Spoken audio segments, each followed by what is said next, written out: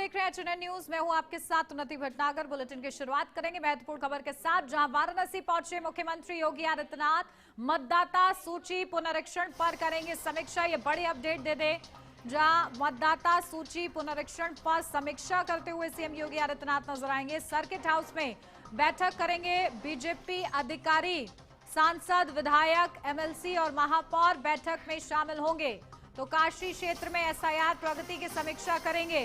तो वाराणसी पहुंचे सीएम योगी आदित्यनाथ, ये बड़ी अपडेट आप तक पहुंचा दे, जहां वाराणसी पहुंच चुके हैं और अब एसआईआर को लेकर समीक्षा करते हुए सीएम योगी आदित्यनाथ नजर आएंगे। सर्किट हाउस में बैठक भी करेंगे जिसमें सांसद, विधायक, एमएलसी सब मौजूद रहेंगे। तो काशी क्षेत्र में एसआईआर की प्रगति की समीक्षा खुद सीएम योगी आदित्यनाथ करते हुए नजर आएंगे। और इसी सिलसिले में वाराणसी पहुंचे हैं सीएम योगी आदित्यनाथ। तो सांसद, विधायक, एमएलसी बैठक का हिस्सा रहेंगे। काशी क्षेत्र में एसआईआर की क्या प्रगति रिपोर्ट है, किस तरीके से कार्य चल रहा है, इसको लेकर समीक्षा करते हुए खुद सीएम योगी आदित्यनाथ नजर आएंगे। तो ये बड़ी खबर आपको बता रहे हैं, वाराणसी पहुंच गए हैं सीएम योगी आदित्यनाथ और सर्किट हाउस में अधिकारियों के साथ उनकी बैठक निर्धारित है। और इस बैठक में चर्चा होगी, एसआईआर को लेकर समीक्षा होगी और इस बैठक का हिस्सा रहेंगे सांसद, विधायक, एमएलसी सब इस बैठक में मौजूद रहेंगे। महापौर भी इस बैठक में मौजूद होंगे और चर्चा, विस्तृत चर्चा इसको लेकर की जाएगी कि आखिर किस तरीके से एसआईआर का काम चल रहा है। तो सर्किट हाउस में बैठक करेंगे बीजेपी अधिकारी। तो ये बड़ी खबर आपको बता रहे हैं और देखिए तस्वीरें भी आपको दिखा रहे हैं। सीएम योगी आदित्यनाथ वाराणसी पहुंच चुके हैं और अब से कुछ ही देर में बैठक भी होगी। अपडेट ले लेते हैं, वासिफ खान हमारे संवाददाता हमारे साथ जुड़ गए हैं। वासिफ, क्या कुछ जानकारी मिल रही है? सीएम योगी आदित्यनाथ वाराणसी पहुंचे हैं, क्या उनके कार्यक्रम है, कब उनकी बैठक निर्धारित है, क्या कुछ इस संबंध में जानकारी? जी उन्नति, मैं आपको बता दूं कि सीएम आज वाराणसी पहुंच चुके हैं और वो सर्किट हाउस में इस समय बैठक कर भी रहे हैं। और जो चंदौली, जौनपुर, गाजीपुर के तमाम जो पदाधिकारी हैं वो यहाँ मौजूद हैं, जो विधायक हैं, मंत्री हैं वो यहाँ पे मौजूद हैं। तो तमाम लोगों के साथ एसआईआर जैसे अहम मुद्दों पे बातें होंगी, जो पूरे मंडल की जो उसकी समीक्षा बैठक की जाएगी। तो इन सारे अहम मुद्दों पर आज सीएम बैठक ले रहे हैं। जी बिल्कुल, देखिए बैठक महत्वपूर्ण है और ये समझा जा रहा है समीक्षा बैठक खुद सीएम योगी आदित्यनाथ कर रहे हैं। जिस तरीके से आप अपडेट दे रहे हैं कि बैठक शुरू हो गई है, कितने बजे ये बैठक शुरू हुई, कितना वक्त अब तक हुआ है और कितना समय बिताएंगे सीएम योगी आदित्यनाथ वाराणसी में? जी ये बैठक बहुत कुछ ही देर पहले अभी जस्ट शुरू हुई है और अभी लगभग 1 घंटे के आसपास ये बैठक चलेगी। और तमाम जो एसआईआर से जो ये अभियान चल रहा है उस पर बातें होंगी, मंडल स्तर पे बातें की जाएंगी। तो इनके बाद सारी चीजें निकल कर आएंगी, क्योंकि आज अगर समय सीमा बढ़ती है तो आगे इसको और उस पर चर्चा की जाएगी। लेकिन अगर ये समय सीमा आज ही खत्म होती है एसआईआर की डेडलाइन, तो आगे की जो उसके जो ड्राफ्ट तैयार होंगे उस पर बातें की जाएंगी कि आगे क्या रणनीति तैयार की जाती है। जी बिल्कुल, देखिए आज ये इस पर फैसला हो जाएगा कि आखिर समय सीमा बढ़ रही है कि नहीं। लेकिन फिलहाल अभी जो बैठक चल रही है, कौन कौन अधिकारी इसका हिस्सा है? क्योंकि बताया जा रहा है सांसद, विधायक, महापौर सभी को शामिल होना था, सब हैं इस बैठक में? जी बिल्कुल, वाराणसी के जो विधायक हैं, जो मंत्री हैं वो मौजूद हैं बैठक में, वाराणसी के महापौर बैठक में मौजूद हैं, जो प्रशासनिक अमला है वाराणसी का, जो बड़े अधिकारी हैं वो इसमें बैठक में बातचीत करेंगे। तो ये तमाम अहम मुद्दों पर उनमें बातचीत होगी और जो विकास कार्य जो चल रहे हैं, जो केंद्र सरकार और राज्य सरकार की जो परियोजनाएं चल रही हैं पूर्वांचल के अंदर, उन पे बातें हो सकती हैं। क्योंकि वाराणसी के अंदर कई ऐसे प्रोजेक्ट चल रहे हैं जो जल्द उसका इनॉग्रेशन होना है, क्योंकि जो रोपवे का जो जाम से बड़ी निजात मिलेगी काशी की जनता को, उस पर चर्चा हो सकती है। अगर कजाकपुरा और ब्रिज की बात की जाए तो उस पर बात की जा सकती है। तो ये दाल मंडी का एक बड़ा प्रोजेक्ट है जो चौड़ीकरण को लेकर है। इन सारे विकास कार्यों के मुद्दे पर भी सीएम बात कर सकते हैं। बिल्कुल, वासिफ नजर बना के रखिएगा सीएम के दौरे पर। बहुत शुक्रिया आपका। बढ़ते हैं आगे। लोकसभा में शीतकालीन सत्र के दौरान उस समय हलचल बढ़ गई जब बीजेपी के सांसद अनुराग ठाकुर ने सदन के भीतर ई सिगरेट पीने का गंभीर मुद्दा उठाया। उन्होंने किसी सांसद का नाम तो नहीं लिया, लेकिन इशारा साफ था कि मामला टीएमसी के एक सांसद से जुड़ा है। उन्होंने इस मामले में आसन से तत्काल जांच कराकर कार्रवाई की मांग की है, जिस पर लोकसभा अध्यक्ष ओम बिरला ने कार्रवाई की बात कही है। ई सिगरेट बैन हो चुकी है, क्या सदन में आपने अलाउ कर दी है? नहीं, कोई मान्य सदस्य को कोई भी सर, सिगरेट को वैसा टीएमसी के सांसद पी रहे हैं सर टीएमसी के सांसद सर कई दिनों से लगातार बैठ के पी रहे हैं सर। कोई भी मान्य टीएमसी के सांसद पी रहे हैं सर चेक कर, नहीं सर आप चेक करवाइए सर। एक मिनट व्यवस्था दे सर सदन में अगर सिगरेट पीना अलाउ कर दिया है। एक मिनट प्लीज। मैं सभी मान्य सदस्यों से पुनः आग्रह करता हूं, हमें संसदीय परंपराओं और संसदीय नियमों का अनुपालन करना चाहिए। कोई भी मान्य सदस्य कभी भी ऐसा कोई विषय मेरे पास आएगा तो निश्चित रूप से इस पर मैं निश्चित रूप से कार्रवाई करेंगे। झारखंड विधानसभा शीतकालीन सत्र का आज अंतिम दिन है और अंतिम दिन कार्रवाई शुरू होने से पहले सदन के बाहर सत्ता पक्ष और विपक्ष के बीच तीखी नोकझोंक देखने को मिली। देखिए रिपोर्ट। वादा तेरा वादा, यही ना बात कर रहे हैं, लेकिन खड़ा नहीं उतरे। तो क्या हुआ तेरा वादा, यही हम बता देना चाह रहे हैं। माननीय नरेंद्र मोदी हमारे जो देश के प्रधानमंत्री हैं, उन्होंने वादा किया था कि 2 करोड़ नौकरी हर एक युवा को हम देंगे और 15-15 लाख रुपया खाता में डालेंगे। क्या हुआ वादा? कर रहे हैं और 15-15 लाख रुपया खाता में, क्या हुआ तेरा वादा? बोलिए मैडम, बोलिए मैडम, क्या हुआ तेरा वादा? हाँ, ये लोग झारखंडी हैं ही नहीं, ये झारखंड की बात ही नहीं करते हैं। आप झारखंडी नहीं है सुरेश जी? देखिए सुनिए, वो तो बात की बात है, वो तो खतियान देखने के बाद पता चलेगा कि असली झारखंडी सुरेश पासवान है कि नरेंद्र मोदी है, नीरा यादव तो या नीरा यादव, पता चलेगा। नहीं देखे नहीं, क्या बात बोले कि असली कौन है, तो सीधे चल गए प्रधानमंत्री जी के पास। अरे झारखंड में रहिए ना, जब यहाँ पर नीरा यादव खड़ी तो हमसे बात करिए। जब आपका गुरुए नहीं है तो आप। झारखंड विधानसभा शीतकालीन सत्र का आज अंतिम दिन था और अंतिम दिन सदन शुरू होने से पहले सदन के बाहर कुछ इस तरह का नज़ारा देखने को मिला कि शायद यह नज़ारा आप सदन के अंदर देखते होंगे। 2 पार्टी, एक सत्ता पक्ष और एक विपक्ष, दोनों सदन के बाहर आमने सामने, दोनों में जमकर एक दूसरे पर खींचातानी, बहस, नोक झोंक, तमाम चीजों को देखने का मिला सदन के बाहर। सदन के बाहर दरअसल आरजेडी कोटे से सुरेश पासवान थे और वहीं भाजपा से नीरा यादव थी। जब सुरेश पासवान से पूछा जा रहा था, वादा तेरा वादा, कहाँ गया वादा, इसके जवाब देते ही माफ कीजिएगा, नीरा यादव वहां पहुंची हैं और नीरा यादव पहुंचने के बाद जब दोनों के बीच नोक झोंक, एक तरफ ये मोदी जी के वादों को याद दिलाते हुए नजर आए कि मोदी जी आपका वादा कहाँ गया, वहीं इनके वादों को दिखाते हुए नजर आए कि आपका वादा कहाँ गया। तो इस खेल पर यह नजर आ रहा था कि वही जो गाना आपने सुना कि वादा तेरा वादा, कहाँ गया ये वादा। तो सुनिए इस पर क्या कुछ कह रहे हैं दोनों पक्ष के अपने अपने विधायक। देखिए, साफ तौर पर आरजेडी जो है वो केंद्र सरकार पर निशाना साध रही थी और बीजेपी राज्य सरकार पर निशाना साध रही थी। दोनों एक दूसरे सरकार पर जो वादा खिलाफी का है वो याद दिला रही थी कि जब केंद्र सरकार अपने वादों को नहीं निभा रही है तो राज्य सरकार वादा कैसे है। तो सवाल यही है कि राज्य सरकार आखिर कैसे निभाए, आखिर उनका छोटा ही है, उनके पीछे ही है। लेकिन इस पर जो है वो सुरेश पासवान इनकार करते हैं। हम अभी भी वो आश्वासन देते हैं कि हम वादा पूरा करेंगे और जल्द से जल्द वादा पूरा करेंगे। तो इस बीच जो है दोनों के बीच का जो नोकझोंक आपने सुना और यह नोकझोंक अमूमन सदन के अंदर देखा जाता है और सदन के अंदर ही यह विधायक एक दूसरे पर आरोप प्रत्यारोप लगाते हुए और सवाल जवाब करते हुए नजर आए। तो यही नजारा कुछ सदन के बाहर ही आज देखने को मिला। रांची से एचएनएन के लिए अपने सहयोगी अक्षय कुमार के साथ जयंत कुमार।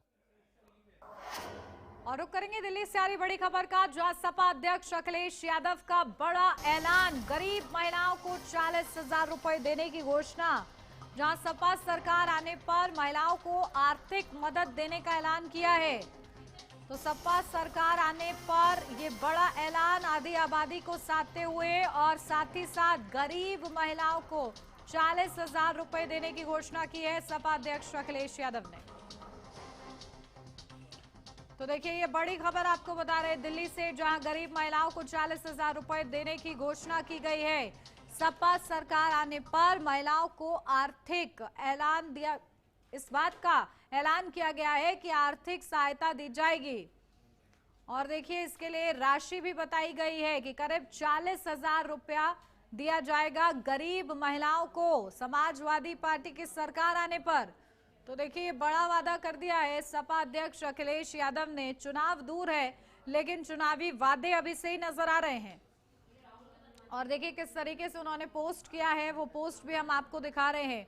पोस्ट के जरिए बड़ा ऐलान सपा अध्यक्ष अखिलेश यादव का, गरीब महिलाओं को 40,000 रुपए देंगे।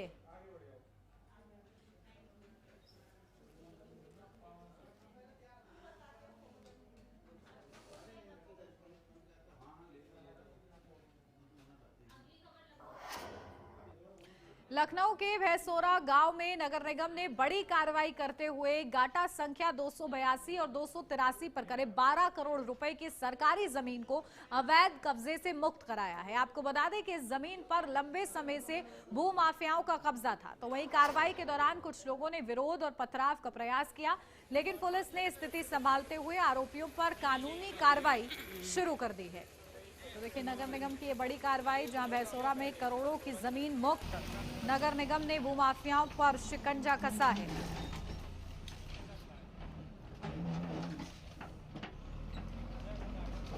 ग्राम भैंसोरा एनिमल केयर सेंटर में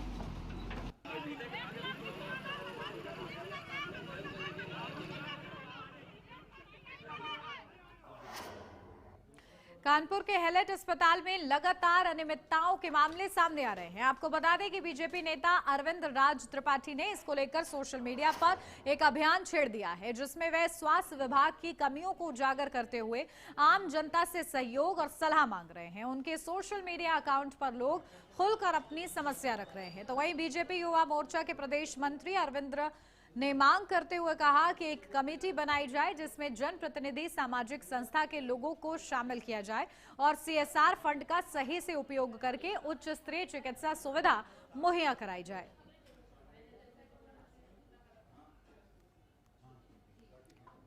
तो देखिए हेलेट अस्पताल की अनियमितताएं फिर से एक बार उजागर हुई हैं और जो तस्वीर सामने आई है वो चिंताजनक है, जहां सीएसआर फंड से अब सुधार की मांग की जा रही है।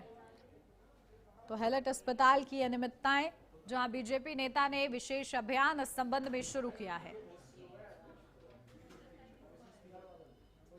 इसी मुहिम के तहत जो हेलेट के विकास संबंधी इसका समुचित व्यवस्थित विकास हो, इसी संदर्भ मैंने एक दो बार उनको व्हाट्सएप पे संदेश भेजे हैं कि उनका मार्गदर्शन मिल जाए। निश्चित तौर पर वो बेहतर काम कर रहे हैं और योग्यतम डॉक्टर है, अच्छे डॉक्टरों में उनकी कानपुर में गिनती है और परिश्रम भी कर रहे होंगे। मैं उनके परिश्रम और नेतृत्व पे प्रश्न चिन्ह नहीं लगाना चाहता, पर क्योंकि हम कानपुर के रहने वाले हैं, कानपुर के नागरिक हैं, हमारी नैतिक जिम्मेदारी है कि हमारा कानपुर बेहतर हो। और ये हेलेट ये कानपुर की एक पहचान है। आसपास के कानपुर जनपद से जुड़े हुए आसपास के 6-7 जनपदों के गरीब मरीजों के लिए ये हेलेट अस्पताल किसी मंदिर से कम नहीं है। और संजय काला जी जैसे डॉक्टर उस मंदिर के देवता स्वरूप लोग हैं, इसीलिए पे धरती पे डॉक्टरों को देवता कहा जाता है। हमारा सिर्फ ये कहना है, इस मुहिम के कारण एक जन जागरण किया, लोगों ने सुझाव दिए, अपनी समस्याएं बताई। आप मेरी पोस्ट देखेंगे 2000-2500 लोगों के कमेंट्स आ रहे हैं और सब अव्यवस्थाओं के, कहीं कोई कमी है, कहीं कोई कमी है। तो सिर्फ मेरा प्रयास है कि वो जो कमियां दूर हो सकती है। हमारी सरकार गरीबों को बेहतर स्वास्थ्य सुविधाएं मिले, पूरे प्रदेश में। इसके लिए विभिन्न योजनाएं चला के हर गरीब को सुविधा देने का काम कर रहे हैं। आप मेरे पीछे देख रहे होंगे दीनदयाल उपाध्याय जी, श्यामा प्रसाद मुखर्जी, हम लोग दीनदयाल के एकात्म मानववाद पे चलने वाले दल के कार्यकर्ता है। ये एक सामान्य जन जागरण की प्रक्रिया है। कानपुर में जैसे आपको पता ही होगा कि लाला लाजपत राय चिकित्सालय, जिसे आम भाषा में हम लोग हाईलेट कहते हैं, तो हाईलेट की अव्यवस्थाओं को लेकर और हाईलेट बड़ी व्यवस्थित रूप से संचालित हो, इसके लिए केवल जन जागरण अभियान है। मैंने जो थोड़ा नज़दीक से देखा कि वर्तमान में कानपुर और कानपुर के आसपास के जनपदों में अगर सबसे ज़्यादा किसी चीज़ की आवश्यकता है कि यहाँ के गरीब मरीजों को अच्छा स्वास्थ्य मिले, और हमारी सरकार के द्वारा बहुत चीज़ें, चाहे आयुष्मान कार्ड हो, अन्य चीज़ें हैं स्वास्थ्य के लिए, गरीबों के स्वास्थ्य के लिए विशेष कुछ किया जा रहा है। पर जो हाईलेट जैसा संस्थान जो यहाँ मेडिकल कॉलेज से समृद्ध है, लगभग 6-7 जिलों का जिस पे लोड है, वहाँ की अव्यवस्थाएं, वहाँ का कुप्रबंधन, डिसमैनेजमेंट इतना खराब है कि इसकी अगर आप कभी जाके वहाँ निरीक्षण करेंगे तो निश्चित तौर पर आपका हृदय भर आएगा। तो इन सब अव्यवस्थाओं को लेकर हमारे मन में एक ये आया, मैंने देखा कि अगर हम राजनीतिक और सामाजिक क्षेत्र में, तो हमारी नैतिक जिम्मेदारी बनती है कि इस विषय पर जन जागरण करें। कानपुर के जनप्रतिनिधियों से ऐसी डिमांड करें कि वो जाके विधानसभा के अंदर या जो भी उचित फोरम हो वहाँ पर मांग करें। और हमारा एक छोटा सा आग्रह है कि एक मास्टर प्लान बनाकर इस हाईलेट के सर्वांगीण विकास के लिए एक मास्टर प्लान बनाए, जिससे सुनियोजित विकास हो सके। पहली बात तो उनका कोई मैसेज नहीं आया, ठीक है ना। अगर कोई ये चाहता है कि हम जो नॉर्मल सरकारी प्रक्रिया को भंग करते हुए किसी उसको उनके आदमी को अस्पताल ले ले, तो ये नहीं हो सकता। सीधी सी बात है, कोई भी आदमी हो, क्योंकि सरकारी प्रक्रिया ये है कि यहाँ से जाता है टेंडर, शासन अप्रूव करने के लिए, फिर माननीय उप मुख्यमंत्री जी अप्रूव करते हैं, उसके बाद ये टेंडर अप्रूव होता है। वो चाहते हैं उनके आदमी को अगर ले लिया जाए। कृपा करके मुझे कौन सी व्यवस्था की बात कर रहे हैं, ठीक है। आज जो अवस्था छपी है उनको मालूम नहीं, इस पर हमने कल ही कार्रवाई कर ली। वो कभी ना आए ना कभी हमसे मिले, और अगर फोन में बात हुई हो तो वो जरा मुझे रिकॉर्डिंग दिखाए कौन किस व्यवस्था की बात कर रहे हैं। इतने बड़े हॉस्पिटल नहीं तो वो आकर के संभाल लें, प्रधान प्रिंसिपल का पद, वो स्वयं क्यों नहीं आकर के देख लेते, और वो आकर के चेक कर रहे हैं क्या व्यवस्थाएं हैं, और क्यों नहीं व्यवस्था की बात करें। जब इतने दिन से सारे अखबार मीडिया तारीफ कर रहे हैं कि अस्पताल की व्यवस्था 4 साल में जमीन आसमान का फर्क आ गया, खाली इन्हीं को क्यों प्रॉब्लम हो रही है। पहली बात तो उनका कोई मैसेज नहीं आया, ठीक है ना। अपनी ही सरकार में स्वास्थ्य सेवाओं के ऊपर सवाल उठाने वाले बीजेपी युवा मोर्चा के प्रदेश मंत्री हर तरीके के आरोप अब लगा रहे हैं। हम आपको बता दें कि अगर बात करी जाए अरविंद राज त्रिपाठी की, तो उन्हीं ने हाईलेट अस्पताल को लेकर तमाम सवाल उठाए हैं, और जो वो जिस तरीके के सवाल उठा रहे हैं उससे वाकई जनता भी उसमें बढ़ चढ़ कर हिस्सा ले रही है, क्योंकि उनकी ये मुहिम जो है वो सोशल मीडिया पर चल रही है, और वो जिस तरीके से उनकी मुहिम यहाँ सोशल मीडिया पर चल रही है, तो जनता भी बेबाक होकर उस पर अपने सवाल और जवाब लिख रही है। अगर हम वहीं बात करें प्रदेश की, तो प्रदेश में जब से भारतीय जनता पार्टी आई है, और अगर हम डिप्टी सीएम की बात करते हैं, तो उन्हीं ने स्वास्थ्य सेवाओं को लेकर बहुत ही काम किया, स्वास्थ्य सेवाओं को बहुत ही ज़्यादा उसमें सुधार भी किया है। वहीं अगर हम हाईलेट अस्पताल या जीएसवीएम के जो प्रिंसिपल हैं, हम उनकी बात करें डॉक्टर संजय काला की, तो डॉक्टर संजय काला का साफ तौर से आरोप है कि अगर कोई हमसे बिजनेस या व्यापार करना चाहता है तो हम उसको बिजनेस या व्यापार नहीं करा सकते, क्योंकि हम सरकारी नौकर हैं। और जो भी इस पर सवाल उठा रहा है तो उसको ये जान लेना चाहिए कि 4 साल से यहाँ इस हॉस्पिटल की तारीफ जो है तमाम मीडिया कर रहा है, और हमने भी यहाँ से मुख्यमंत्री को जो रिपोर्ट भेजी है उसमें उस इंडेक्स में प्रदेश में हाईलेट अस्पताल 1 नंबर पर है। तो अब जिस तरीके से अगर हम संजय काला की बात करते हैं, और संजय काला के साथ ही अगर हम भारतीय जनता पार्टी के युवा मोर्चा अरविंद राज त्रिपाठी की बात करते हैं, तो जब दोनों की बातें सामने आती हैं तो उन दोनों की ही बातों को लेकर कहीं ना कहीं एक सवाल तो जरूर उठता है कि क्या संजय काला जो कह रहे हैं वो सही है, और अगर बात मानी जाए तो वाकई में ये बात सही भी है, और प्रदेश के युवा मोर्चा के मंत्री इन दोनों की तकरार किस नतीजे पर पहुंचती है उसके लिए हमें अभी थोड़ा इंतजार करना पड़ेगा। कैमरा पर्सन शशांक शुक्ला के साथ इब्ने हसन दैदी, HNN न्यूज कानपुर। आप राज्यसभा सांसद संजय सिंह ने गृह मंत्री अमित शाह के बयान पर प्रतिक्रिया जाहिर करते हुए कहा कि भाजपा से यह संकेत मिलता है, उनके ये भाषण से यह संकेत मिलता है कि बीजेपी चुनावों में वोट चोरी जैसी रणनीति अपना सकती है। उन्होंने कहा कि बीजेपी सत्ता बनाए रखने के लिए चुनाव आयोग पर एसआईआर लागू करवाने का दबाव बना रही है। और इसी के साथ संजय सिंह ने दावा किया कि यह लोकतांत्रिक व्यवस्था के लिए चिंता का विषय है और विपक्ष इस पर स्पष्ट जवाब की मांग कर रहा है। पहली चीज तो ये कि अमित शाह के कल पूरे भाषण से लगा कि वो कहना चाहते हैं कि कांग्रेस ने भी वोट चोरी की है, हम भी वोट चोरी करेंगे। यानी भारतीय जनता पार्टी ने देश के सदन में सीना ठोक के स्वीकार किया कि वोट चोरी करेंगे, क्योंकि पहले भी ऐसा होता रहा है। इसके अलावा तो उनकी बहस का कोई मतलब था नहीं। दूसरी बात, चुनाव आयोग के साथ मिलकर आप ये सारा खेल कर रहे हैं। जिस चुनाव आयोग को एसआईआर करने का कोई अधिकार नहीं, जिस चुनाव आयोग को नागरिकता चेक करने का कोई अधिकार नहीं, आप एक गैर संवैधानिक और चुनाव आयोग को दिए गए अधिकार से बाहर जाके उनसे वो काम करा रहे हैं जिससे आपकी सत्ता का रास्ता मजबूत हो। यही काम भारतीय जनता पार्टी कर रही है और सीना ठोक के कर रही है। इसलिए मुझे लगता है कि सारी विपक्षी पार्टियों को एक बड़ा आंदोलन सड़क पे करना होगा इस एसआईआर के खिलाफ, क्योंकि सदन की लड़ाई ठीक है, चल रही है, लेकिन वो रोकने वाले तो है नहीं। उन्होंने बहस करा ली, चर्चा करा ली, गाली गलौज कर लिया, लेकिन फेमस सिंगर जुबिन नौटियाल हाल ही में ब्रजभूमि के पावन नगर वृंदावन पहुंचे, जहां उन्होंने कुंज आश्रम में संत प्रेमानंद जी महाराज से भेंट की। इस मुलाकात के दौरान जुबिन ने आध्यात्म से जुड़े कई सवाल पूछे और संत से सीख भी ली। साथ ही उन्होंने 2 भजन प्रेमानंद महाराज जी के गाकर भी सुनाए। वहीं संत महाराज ने भजन पूरे एकाग्र भाव से सुने और कहा, बहुत सुंदर, मेरा आशीर्वाद है, ऐसे ही मुस्कुराहट बांटते रहिए। संत के आशीर्वाद से जुबिन और उनका परिवार भाव विभोर नजर आया है।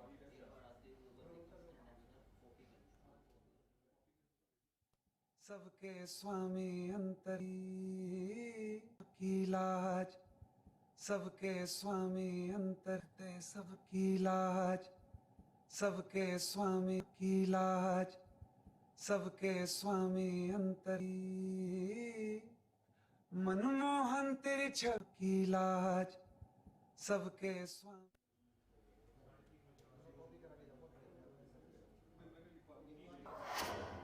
और इसी के साथ इस बुलेटिन में बस इतना ही। खबरों का सिलसिला आगे भी जारी रहेगा। आप बने रहिए एचएनएन न्यूज के साथ।